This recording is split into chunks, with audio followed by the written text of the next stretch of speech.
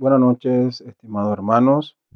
Hoy viernes queremos compartir con ustedes en este tiempo de oración y estudios bíblicos algunos motivos de oraciones,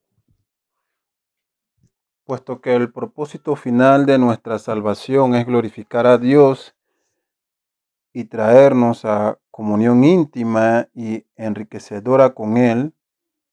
No buscar a Dios en oración es negar ese propósito. Como vemos en la primera carta de Juan 1:3, lo que hemos visto y oído lo anunciamos también a vosotros, nos dice el apóstol Juan, para que vosotros también tengáis comunión con nosotros. Y esta comunión es con el Padre y con su Hijo. Amado hermano de la primera iglesia bautista de Balboa, nos acercamos a Dios en oración congregacional. Sabemos por las Escrituras que nuestra comunión con el Padre no es y no podrá ser nunca interrumpida, puesto que el propio Dios ha provisto para su pueblo la oración como medio de gracia, por el cual cada uno de los creyentes de forma personal y también como un cuerpo, como la iglesia, todos juntos, pueden acercarse a Él en oración. Como dice su palabra en Hebreos 4:16, acerquémonos pues confiadamente al trono de la gracia para alcanzar misericordia y hallar gracia para el oportuno socorro. En esta primera parte de los motivos de oraciones, queremos pedirles que esté orando a Dios desde su hogar por los siguientes motivos.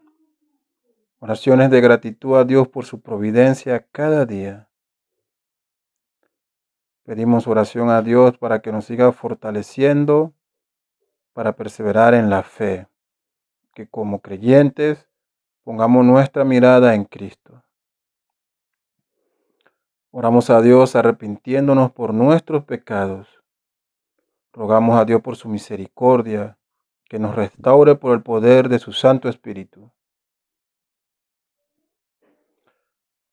Pedimos a Dios oración por cada uno de los miembros de la iglesia de Balboa, esta iglesia local, por cada uno de los ancianos que forman parte de esta iglesia, por los hermanos que están pasando por enfermedad, por cada una de las familias, los matrimonios, los jóvenes, los solteros, los niños, aún los más pequeños, los recién nacidos, los infantes. Pedimos a Dios para que Él sea nuestro consuelo en este tiempo, para que perseveremos en comunión fraternal, para que andemos en santidad delante de Él y seamos luz y sal a este mundo en oscuridad. Pedimos a Dios por la salud espiritual de esta, su iglesia, para que seamos perfeccionados por su palabra y la obra de su Santo Espíritu. Recordamos a los hermanos que están sin empleo. Sabemos que Dios es nuestra fuente de toda gracia y providencia.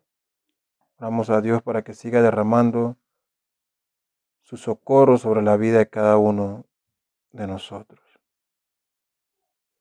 Recordamos en oración a cada uno de los pastores y a sus familias.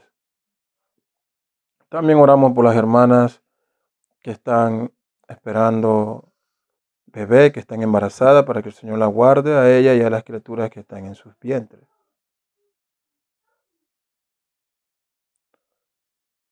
En esta segunda parte oramos también, como nos manda las Escrituras, a que pidamos a Dios por nuestras autoridades civiles. 1 Timoteo 2:2 nos dice que oremos por los reyes y por todos los que están en eminencia, para que vivamos quieta y reposadamente en toda piedad y honestidad.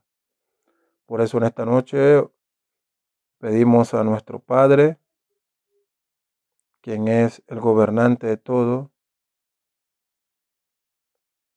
y pedimos a Él, a Dios, por las autoridades civiles de nuestro país que han sido puestas por Él,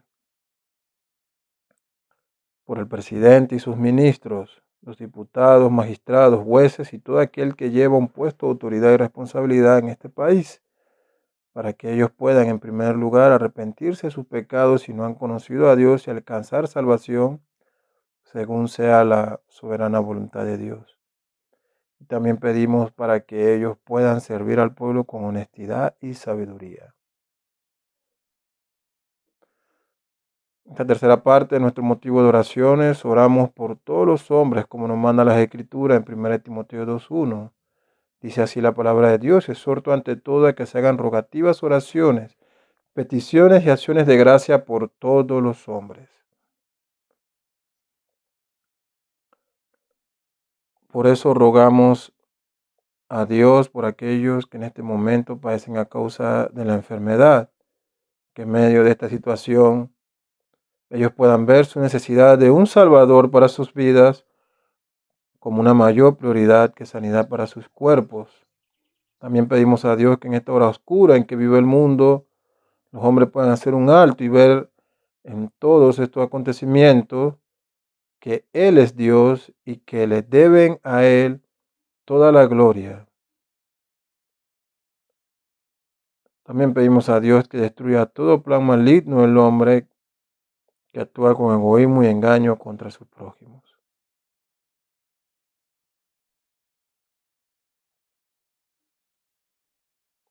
Nuestra cuarta parte en este motivo de oraciones es por la iglesia en todo el mundo. Según el Tesalonicenses 1:4 nos dice así: de manera que nosotros mismos hablamos con orgullo de vosotros entre las iglesias de Dios, por vuestra perseverancia y fe en medio de todas las persecuciones y aflicciones que soportáis.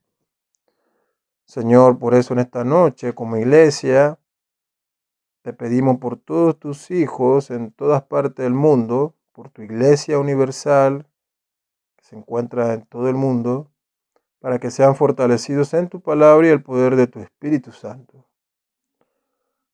Señor, sabemos que esta enfermedad afecta a todos los hombres, esta pandemia, entre los cuales están tus hijos también. Señor, provee consuelo en este tiempo de dolor y pérdida. Tú eres el Dios de toda paz, que nuestra confianza esté puesta en ti. Señor, te pedimos por cada uno de los pastores que tú has puesto al frente de cada una de las iglesias en todo el mundo, para que estos hombres puedan ejercer su labor de guiar, alimentar y cuidar a tu rebaño, a la iglesia que tú has puesto en sus manos. Cada día, Señor, ellos puedan tener este cuidado por tu pueblo, aún más en estos momentos difíciles, Señor. Te pedimos estas cosas. Señor, también te pedimos por aquellos que sufren persecución.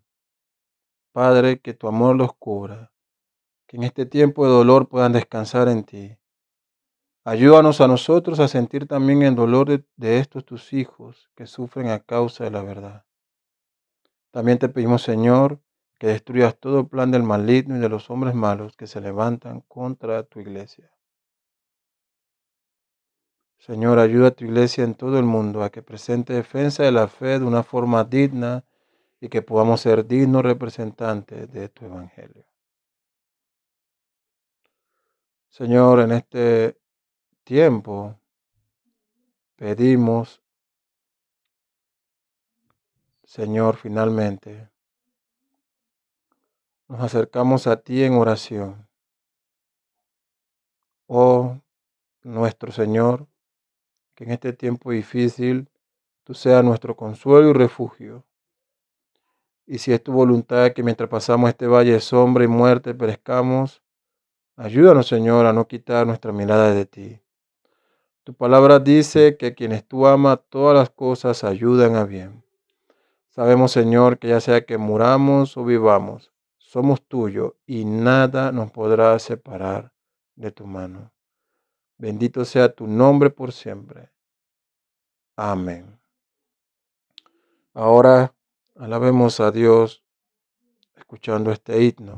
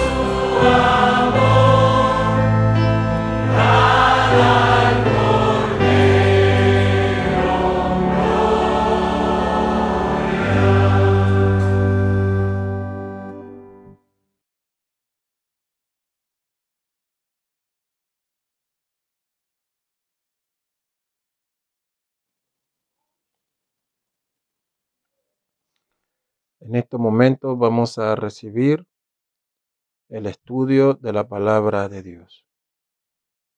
Saludos hermanos, buenas noches a todos, que el Señor me lo bendiga muy ricamente. Hoy es viernes 4 del mes de septiembre del año 2020 y como le decía el viernes pasado, bueno, parece que entramos ya en los últimos 4 meses de este año 2020, pidiéndole al Señor que nos dé fuerza y nos ayude a mantenernos firmes en la fe y también en la esperanza bienaventurada, con buen ánimo a pesar de un mundo caído y un mundo donde abundan la mala noticia. Tenemos el Evangelio del Señor que nos llena de gozo y de esperanza. Continuamos con nuestro estudio del libro de Efesios y hoy vamos a estar viendo ya el capítulo 5. Y permítame la lectura, amados hermanos, y luego una oración. Efesios capítulo 5, vamos a leer del verso 5 al 17. Porque sabéis esto, que ningún fornicario o inmundo o avaro que es idólatra tiene herencia en el reino de Cristo y de Dios. Nadie os engañe con palabras vanas, porque por estas cosas viene la ira de Dios sobre los hijos de desobediencia.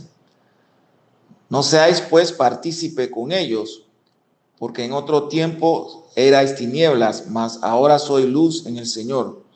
Andad como hijos de luz. Porque el fruto del Espíritu es en toda bondad, justicia y verdad, comprobando lo que es agradable al Señor, y no participéis en las obras infructuosas de las tinieblas, sino más bien reprenderla. Porque vergonzoso es aún hablar de lo que ellos hacen en secreto. Mas todas las cosas, cuando son puestas en evidencia por la luz, son hechas manifiestas, porque la luz dice, porque la luz es lo que manifiesta todo, por lo cual dice, despiértate tú que duermes, y levántate de los muertos, y te alumbrará Cristo. Mirad pues con diligencia, escribe Pablo, cómo andéis, no como necios, sino como sabios, aprovechando bien el tiempo, porque los días son malos. Por tanto, no seáis insensatos, sino entendidos de cuál sea la voluntad del Señor. Y como cada viernes, y permítame hacerlo también, hermano, nuestro estudio está basado de los aportes de otros hombres que en su momento hicieron sus estudios y sus comentarios acerca de los textos bíblicos, más lo que nosotros hacemos acá. Estamos utilizando a John Stott, a Mita Robinson, B.H. Carroll y otros grandes comentaristas bíblicos para que podamos enriquecer nuestro estudio. Resulta arbitrario de algún modo sugerir una pausa después del versículo 4 de este capítulo 5 y comenzar un nuevo párrafo con el versículo 5, como lo hemos hecho hoy. Especialmente cuando ambos se habla del mismo tema de la moralidad sexual.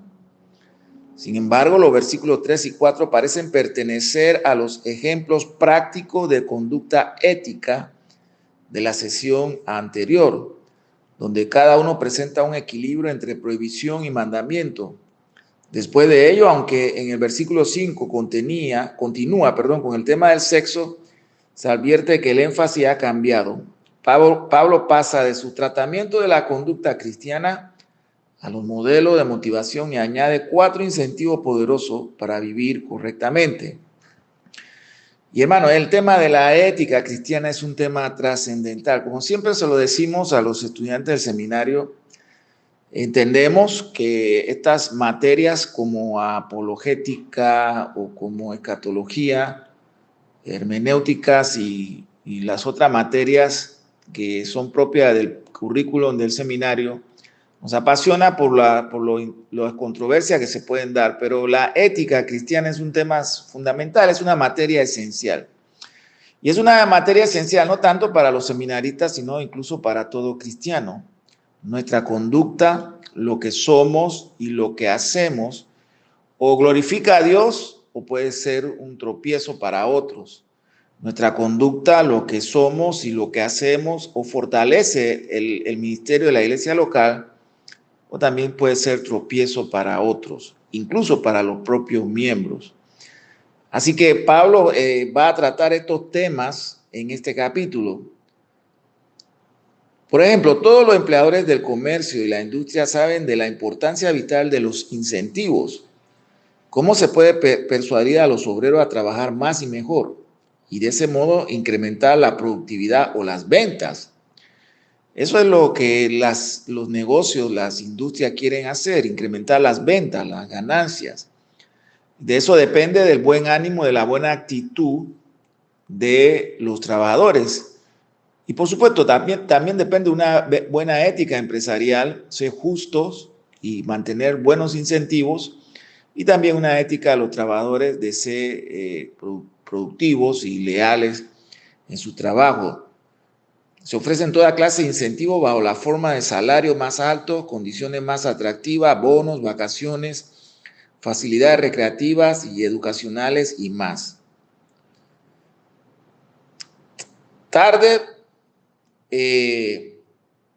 Todas estas, son perspectivas de retiro y pensión. Sin embargo, los mejores incentivos no son ni materiales ni egoístas. Los empleadores sabios buscan darle a su fuerza de trabajo un alto interés en la labor, una lealtad más grande hacia la firma y un sentimiento de orgullo por lo que están haciendo o vendiendo.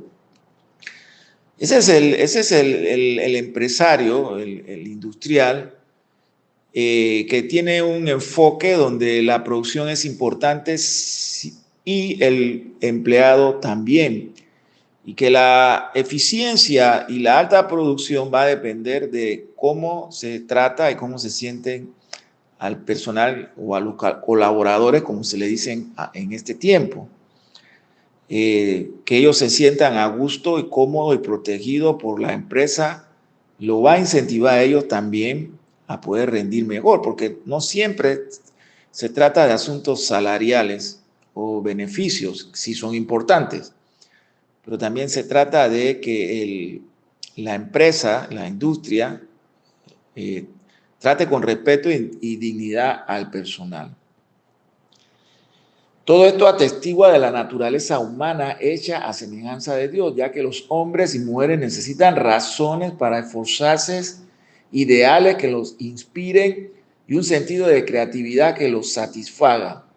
Por lo tanto, no sorprende que la Biblia, que no solo por la obligación, sino también por la motivación, la gente sabe lo que debe hacer. ¿Cómo podemos motivarnos? ¿Cómo motivamos a la iglesia para que haga aquellas cosas que en la Escritura el Señor nos demanda? Bueno, hay aquí un aspecto de la doctrina de la santificación, es decir, del proceso de llegar a ser como Cristo. Una doctrina que se enfatiza mucho en la Biblia y lamentablemente se descuida en la iglesia contemporánea. Es una iglesia que tendrá dificultades. La doctrina bíblica es importante, es esencial. Y esa doctrina bíblica que es esencial debe moldear nuestro comportamiento. También debe ampliar la visión de la iglesia, de los pastores y todo el cuerpo de Cristo. Entender perfectamente nuestro llamado a ser testigo de Cristo, a presentar el evangelio, a proclamar el evangelio, es un incentivo también. Debe incentivarnos. Sobre todo saber que hay una esperanza bienaventurada que nos aguarda a cada uno de nosotros, al pueblo de Dios, a cada uno de los hijos de Dios, que habrá, por supuesto, la Biblia lo dice, hay recompensas esperándonos en los cielos. Y esas recompensas, aunque no es el motor que nos mueve como creyentes a hacer lo que el Señor nos pide, sino el amor al Señor. Ese es el verdadero combustible para la iglesia, el amor al Señor, el amor a Dios y el amor a nuestro Salvador Jesucristo. Es el motor que nos hace cumplir con nuestro ministerio. El apóstol ha estado argumentando que porque somos la nueva sociedad de Dios, debemos adoptar nuevos valores, porque nos hemos quitado decisivamente la vida antigua y nos hemos puesto la vida nueva. Debemos llevar ropa apropiada Y hermano, por favor, no me confunda, no estamos hablando de ropa en el sentido del vestido que nos ponemos. Estamos hablando del carácter nuevo que debemos proyectar como cristianos. Ahora añade más argumentos para la santidad. El primero habla de la solemne certeza del juicio. Eso lo podemos ver en el verso 5 al 7. Certeza de juicio. Nuestro Dios es un Dios justo, es un juez justo. Y Él hará justicia a los inocentes y justos, pero también dará castigo a los hombres malvados e impíos. Es decir, las consecuencias del ser el pueblo que pertenece a la luz debe ser cristiano y ser parte del cuerpo de Cristo demanda también una conducta ética y una responsabilidad muy grande. Lo tercero, la naturaleza de la sabiduría, lo vemos en el verso 16 y 17. No debemos andar como necios en este mundo. El Salmo 14 dice claramente, el necio dice en su corazón no hay Dios.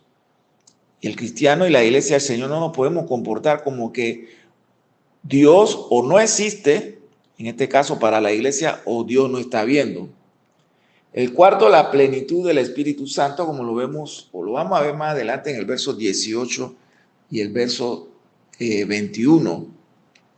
Debemos vivir en la plenitud del Espíritu Santo, ser lleno del Espíritu Santo, nos dice las Escrituras. El apóstol Pablo nos exhorta. En cuanto a la certeza de juicio, veamos los versos 5 al 7. Porque pueden estar seguros de que nadie que sea avaro, es decir, idólatra, inmoral o impuro, tendrá herencia en el reino de Cristo y de Dios. Que nadie nos engañe con argumentaciones vanas, porque por esto viene el castigo de Dios sobre los que viven en la desobediencia, así que no se hagan cómplices de ellos. Son muchas las razones que se dan en el Nuevo Testamento del por qué los cristianos deben abstenerse de la inmoralidad. Son muchas las razones. Primero, un pecado de muerte, la inmoralidad, debemos luchar con eso. Debemos luchar contra nuestra imaginación que nos quiere seducir, la carne nos quiere seducir utilizando nuestra imaginación, y nosotros debemos aprender a poner en disciplina y bajo la autoridad de Cristo y bajo la guía del Espíritu Santo nuestra conciencia y nuestra imaginación. Está, por ejemplo, la teología trinitaria del cuerpo humano creado por Dios, que pertenecen a Cristo, y como Pablo lo enseña claramente en su teología, nuestro cuerpo también es la morada del Espíritu Santo. Debemos siempre recordar eso y sostener en eso cuando nuestra imaginación, cuando la vieja naturaleza utiliza nuestra imaginación para recrearnos en escenas quizás del pasado y deleitarnos con algún pecado que ya Cristo pagó en la cruz, que hemos confesado y que debemos superarlo. Pablo desarrolla en 1 Corintios capítulo 6 versos 12 al 20. Luego está la incoherencia intrínseca de adoptar práctica no santa por parte del pueblo santo de Dios. En otras palabras, ser sexualmente licencioso simplemente no es propio del pueblo santo de Dios, como lo vemos en el verso 3. Hermano, y eso nos habla de que debemos tener carácter santo y ejercer mayordomía frente a lo que nuestros ojos ven a través del televisor, en nuestros hogares o a través del internet. Tenemos que tener cuidado, o de los teléfonos móviles que tienen internet, que nosotros sencillamente podemos ser seducidos a ver aquellas cosas que la Escritura condena, que el Espíritu Santo nos constriñe y que son inmorales, hermanos, y no deleitarnos con eso. Hay que tener cuidado, hay que ejercer mucha mayordomía y un carácter como pueblo de Dios, como pueblo santo, un carácter firme, y no dejarnos seducir por estos medios tecnológicos que tienen cosas buenas, por supuesto, pero que también, como todo lo que el hombre caído hace, también puede ser un instrumento de pecado. Notamos al pasar la noble unión entre Cristo y Dios en esta expresión. El artículo, hermano, definido no se repite en el original, por lo tanto el reino se le adjudica a él, que es a la vez Cristo y Dios. Y este reino divino es un reino de rectitud, hermano, del cual debe ser excluida toda incorrupción. Debemos ser cautelosos. Sin embargo, al aplicar este severo concepto, no debemos entenderse que es un solo pensamiento. Así como ya lo hemos mencionado, debe ser excluida toda cosa incorrecta, hermano, en nuestra mente. Palabra o acción impura es suficiente para descalificarnos ante el cielo. Si así fuera, pregunta John Stott, ¿quién de nosotros podría reunir los méritos suficientes? No para aquellos que caen en tales pecados por debilidad, pero luego se arrepienten con vergüenza y humillación y hay perdón. La persona inmoral o impura que se describe aquí es aquella que se ha abandonado a esta manera de vivir, sin vergüenza ni penitencia, un avaro en el sentido que ya se ha definido, es decir, él es un inmoral. Eso lo vimos ya en el capítulo 4, verso 19 y capítulo 5, ahora el verso 3. Y añade Pablo que es idolatría. Toda inmoralidad, hermano, se convierte en un ídolo y todo ídolo es una idolatría. Ese es un pecado terrible delante de Dios. Tal gente cuya lujuria se ha transformado en una obsesión idólatra, hermano, no tendrá parte en el reino perfecto de Dios. Dice Pablo que nadie los engañe. Continúa el apóstol, ya los ha urgido a reconocer la verdad del juicio divino. La Escritura dice, puede estar seguro que habrá un juicio. Ahora, que intentaban persuadirlos de lo contrario, también hay gente que quiere persuadirnos a nosotros de que tenemos que cuidarnos de aparentar como demasiado puro o santo. Nosotros no aparentamos ser puro santo o puro o santo. Es el Espíritu Santo que va obrando en el carácter del creyente. Pero hay gente que nos va a querer influenciar y arrastrarnos. En su época, en la época del apóstol Pablo, los gnósticos argumentaban que los pecados corporales podían cometerse con impunidad y sin dañar el alma. En nuestra época hay muchos engañadores, hasta en la iglesia. Enseñan que Dios es demasiado bueno para condenar a todos y que todos llegan finalmente al cielo, sin tomar en cuenta su comportamiento en la tierra. Son falsos maestros que usan la sensualidad para seducir sobre todo a las almas inconstantes. El universalismo, es decir, la salvación final para todos, es una mentira. La verdad es que por esto, estas prácticas idólatras, lujuriosas, malas, inmorales, la Biblia enseña claramente que viene el castigo de Dios sobre los que viven en la desobediencia. Literalmente la última frase es un hebraísmo. En la Reina Valera revisada se le llama hijo de desobediencia. Esto aparece también en el capítulo 2, verso 2, que significa simplemente los desobedientes, aquellos que conocen la ley de Dios y la desobedecen voluntariamente. El castigo de Dios cae sobre ellos, comenzando ahora y culminando en el día del juicio. La Biblia nos enseña claramente en contexto, y en el libro de Hebreos lo dice, hay un día de un juicio final. Así que no se hagan cómplices de ellos, de estos maestros de la seducción, pero tampoco de la inmoralidad del mundo, concluye Pablo, porque el reino de Dios es justo y el castigo de Dios caerá sobre los injustos. Pablo no está prohibiendo todo contacto o asociación con estas personas, está diciendo que nuestra relación con ellos debe ser con cuidado, con sabiduría. Si así fuera, si la Biblia nos prohibiera relacionarnos con el mundo, ¿cómo compartiríamos el evangelio con ellos? No podríamos llevarle la buena nueva sin buscar la manera de apartarlos de sus malos caminos.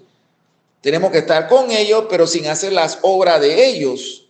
Necesitaríamos salir del mundo, cosa que Cristo no nos ha dicho que debemos hacer. La palabra griega sumentochoi se refiere a la complicidad y no a la simple acción o relación. Porque si compartimos su práctica como se lo advirtió a Lot en Sodoma, corremos el riesgo de compartir también, hermano, y presten atención, su condenación. No sería difícil que un cristiano leyera rápidamente un párrafo como este sin detenerse a reflexionar. Y cuando hablo de párrafo me refiero a las Santas Escrituras, dando por sentado que se aplica a los no cristianos y no a nosotros. ¿Acaso no nos ha asegurado Pablo al comienzo de su carta de nuestra herencia celestial en el capítulo 1, capítulo 2, enseñándonos que el Espíritu Santo que está en nosotros es la garantía de Dios, son las aras de Dios, nuestro anticipo y nuestra primera visión de ella hasta adquirirla finalmente? Y no ha orado para que sean abiertos nuestros ojos para ver la riqueza de su gloriosa herencia que un día será nuestra. Claro que sí, lo leímos y lo estudiamos ya en el primer capítulo del libro de Efesios. Sí, y por cierto que lo ha hecho. Al mismo tiempo también nos dirige esta advertencia acerca del peligro de perder nuestra herencia en el reino de Dios. No estamos hablando que la salvación no es segura, en Cristo Jesús es segura, pero estamos hablando de perder méritos como hijo de Dios por una conducta descuidada, hermano. Mucha atención sobre esto. No perder nuestra herencia en el reino de Dios. ¿Cómo podemos reconciliar ambas cosas? Solo recordando que la seguridad de la salvación no es un motivo de presunción ni excusa para caer en ella ni en ningún tipo de pecado. Si cayéramos en esta vida de codicia y moralidad, estaríamos brindando clara evidencia de que somos, después de todo, idólatras y no adoradores de Dios, y tendríamos que preguntar si es que ya en verdad somos nuevas criaturas y nos desobedientes en lugar de hijo obediente, y por lo tanto somos herederos no del cielo sino del infierno, si no es que el Espíritu Santo ha regenerado nuestro corazón. Si nos deleitamos en el pecado, si seguimos practicando el pecado, hermano, por su fruto los conoceréis, dice claramente nuestro Señor Jesucristo en los evangelios. Claro, reconocemos que tenemos luchas, ya lo hemos dicho y somos claros en eso, lucha con la vieja naturaleza, con el viejo hombre, pero vamos de victoria en victoria, de triunfo en triunfo cada día. El apóstol nos hace una advertencia solemne: seremos sabios si la tomamos en cuenta. Así que, hermanos, estamos entonces con esta primera parte del capítulo 5 del libro de Efesios. El fruto de la luz, vemos del verso 8 al 14, porque ustedes antes eran oscuridad, pero ahora son luz en el Señor. Vivan como hijos de luz. El fruto de la luz consiste en toda bondad, justicia y verdad. Y comprueben lo que agrada al Señor. No tengan nada que ver con las obras infructuosas de la oscuridad, sino bien denunciarla, porque da vergüenza aún mencionar lo que los desobedientes hacen en secreto. Pero todo lo que la luz pone al descubierto se hace visible, porque la luz es lo que hace que todo sea visible. Por eso se dice: despiértate tú que duermes, levántate entre los muertos. Final del versículo 14 dice: y te alumbrará Cristo. Así que, hermanos, nosotros no nos deleitamos en las obras de la oscuridad, porque ahora somos de la luz en Cristo Jesús. Debemos, por tanto, hermanos, en nuestra vida diaria mostrar lo que somos, hijos de la luz. No debemos dejar que las circunstancias que puedan ser difíciles en un día determinado en nuestras vidas opaquen la luz que hay en nosotros, sino todo lo contrario. Frente a la adversidad del día, nosotros nos sobreponemos a esa adversidad, dando testimonio de que en Cristo somos más que vencedores, porque Cristo ya ha vencido todo en la cruz y Cristo nos ha compartido su victoria. Ahora, no es solamente una manera romántica de ver la vida cristiana, porque la vida cristiana tiene momentos difíciles, momentos de gran quebrantamiento, de profundo llanto. Y todo creyente experimenta y pasa por esto. Nosotros no hemos sido colocados en un valle, en un jardín de rosas sin espinas. Estamos en este mundo, pero no militamos en las cosas de este mundo, pero sí somos alcanzados por las aflicciones de un mundo caído, pero mantenemos el gozo puesto en Cristo Jesús, que hay una esperanza que nos espera, una esperanza bienaventurada para el creyente cuando todo este sistema del mundo caído pase y el reino de Cristo sea instalado de una manera definitiva y total por toda la eternidad. Y como dice Juan en su carta de Apocalipsis, ya no habrá más llanto, toda lágrima será enjugada, habrá un consuelo eterno, un gozo eterno. Y Pablo nos recuerda esto. El fruto de la luz consiste en toda bondad, hermano, en toda justicia, en toda verdad. Y Pablo nos desafía y dice, comprueben lo que agrada al Señor. Entonces nosotros debemos practicar la bondad, como también debemos practicar la justicia y la verdad. Que no seamos encontrados personas mentirosas, sino que seamos encontrados personas veraces, que preferimos morir antes de mentir o engañar. Pablo continúa dando una razón adicional para no comprometernos con la conducta mala de la gente inmoral. Ahora se basa no en el futuro, el juicio venidero de Dios, sino en el pasado y en el presente. La diferencia entre lo que sus lectores eran antes y lo que son ahora. Lo que antes éramos nosotros, cuando estamos muertos en nuestros delitos y pecados, lejos de la paz de Dios, no estábamos reconciliados con el Señor. La justicia de Cristo no se nos había imputado, sino que éramos rebeldes y desobedientes, ingratos, contumaces, llenos de ira, de enojo y de amargura.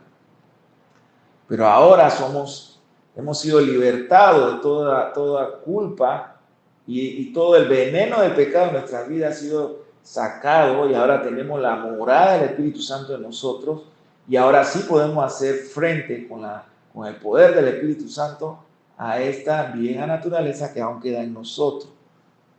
Todo el párrafo, hermano, juega con el rico simbolismo de oscuridad y luz. La oscuridad representa ignorancia, error y maldad. La luz representa la verdad y la rectitud. Ya lo vimos en el capítulo 4, versos 17 y 18. Ya ha pintado el entendimiento oscurecido los paganos. Antes sus lectores eran como ellos. Antes nosotros éramos oscuridad, hermano. Pero ahora somos luz en el Señor. Notemos que no dice que estaban en oscuridad y que ahora están en luz. Esto último es cierto, como lo dicen las Escrituras del Nuevo Testamento. Pero lo que Pablo escribe aquí es más sorprendente todavía. Ellos mismos son ahora luz, son vida y no solo son sus circunstancias. No solo son sus circunstancias. También habían cambiado de la oscuridad a la luz. Y esta transformación radical había tenido lugar en el Señor por virtud de su unión con aquel que había proclamado que Él era la luz del mundo. Así que porque habían llegado a ser la luz en el Señor, debían vivir como hijos de luz, como quienes pertenecen a la luz. De acuerdo a la versión Dios habla hoy, su conducta debe estar de acuerdo con su nueva identidad. Deben irradiar la luz que son y deben notarse en su conducta según la Biblia actualizada. Dios habla hoy. Así que, amados hermanos, esta es la primera parte de nuestro estudio del capítulo 5 del libro de Efesios, amados hermanos. Recuerden que cada viernes estamos con este estudio del libro de Efesios y este domingo estaremos también con nuestro estudio de escatología, los frutos y la bienaventuranza de la iglesia que nos espera. Amado Dios y Padre Celestial, en el nombre de Cristo Jesús, te damos gracias, Señor, por todo. Bendícenos, Señor, con toda clase de bendición espiritual, Señor, te lo rogamos en el nombre de Cristo Jesús. Ayúdanos a vivir de una manera que te honremos siempre, Señor. Te lo pedimos, Padre, en el dulce, dulce nombre de Cristo Jesús. Amén.